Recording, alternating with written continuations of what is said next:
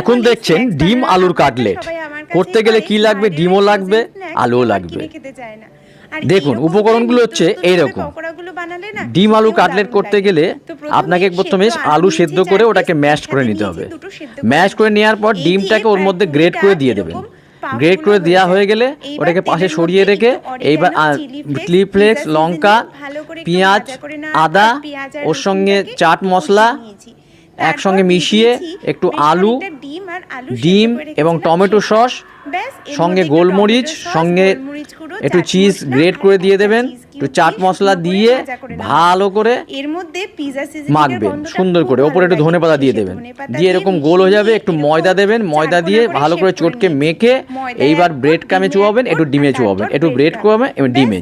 এইভাবে 2-3টে করে এবার ভাজবেন গরম গরম, ধনেপাতা চাটনি দিয়ে খান সুন্দর করে।